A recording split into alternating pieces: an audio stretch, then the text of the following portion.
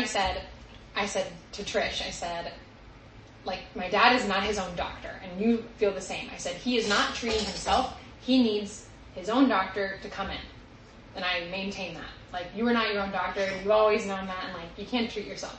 And I said, a nurse shouldn't be diagnosing him. Like, Alan, Trish, Ann can't diagnose him. He can't diagnose himself. A doctor has to come in the house and diagnose you and look at you and examine you and all of that. You must turn off the heat. Yeah, the heat is blowing. Hey, sweetie.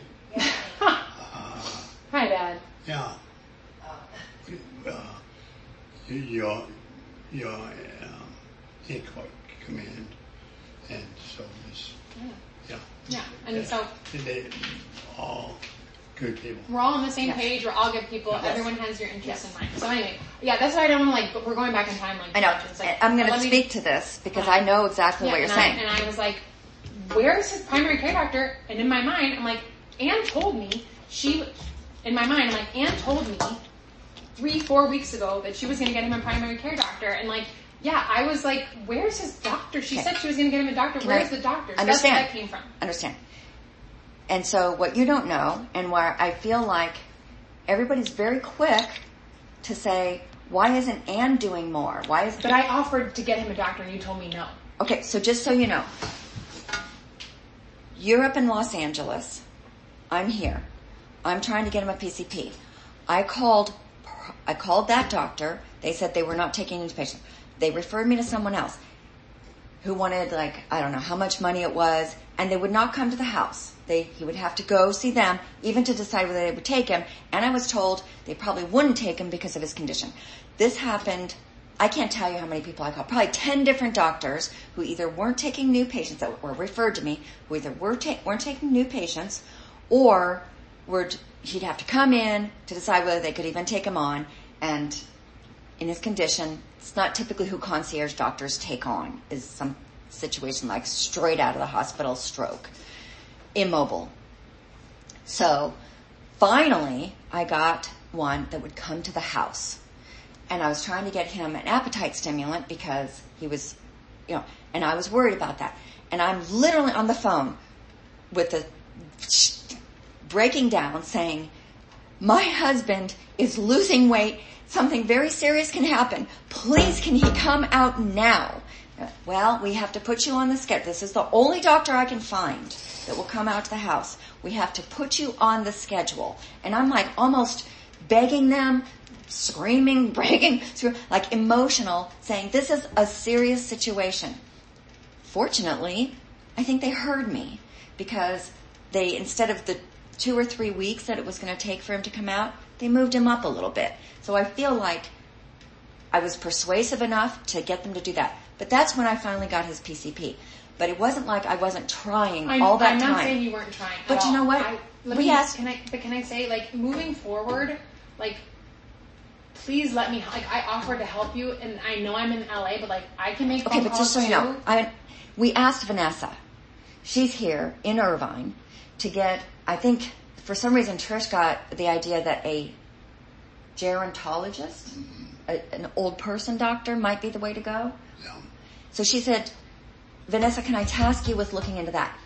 I never heard anything about that. Vanessa. I'm saying for myself. I don't want to say anything bad about Vanessa. No, I'm just saying, from my perception, this was my job. But me.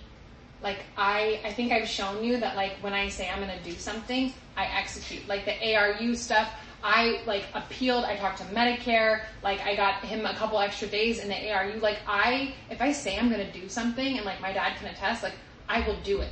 If I say, let me help you get him a PCP. Then you know what I would like you to do as an exercise, maybe? Start calling around now and find out if you can find, even if you could find, a doctor that would come to the house. Because I think you would spend days and still be unsuccessful. Yeah, I believe you, 100%. I'm not saying it's easy.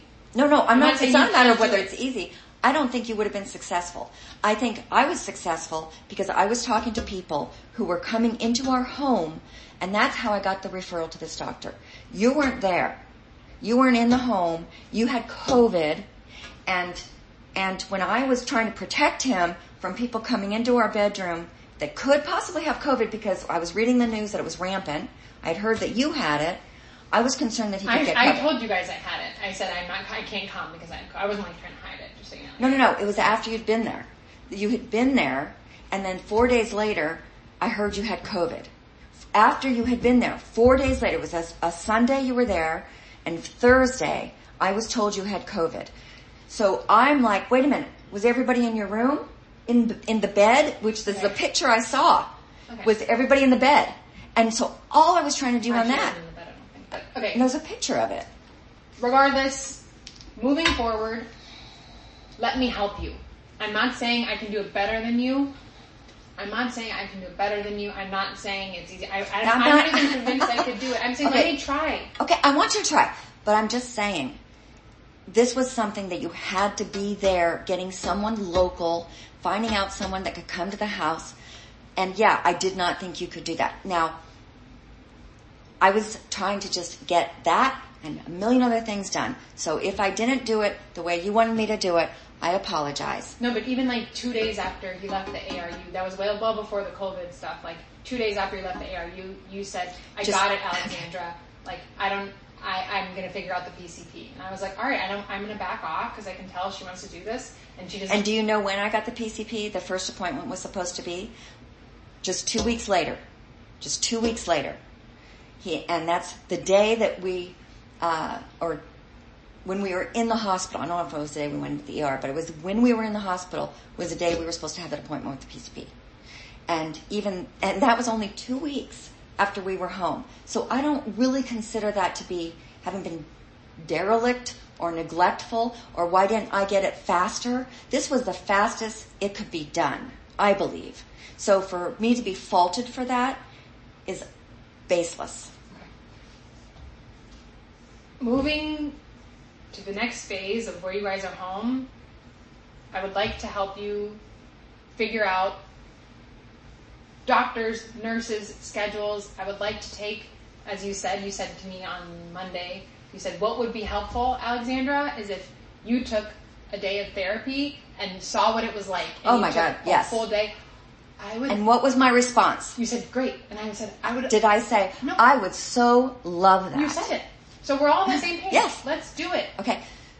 One other thing that does need to be discussed, because I don't want there to be even this idea that there's secrets.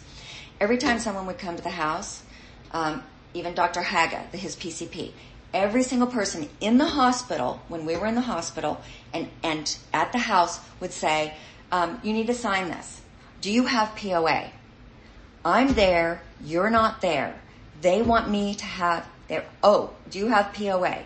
No, Healthcare POA, you're saying. I'm sorry, it's a healthcare directive is really what it is.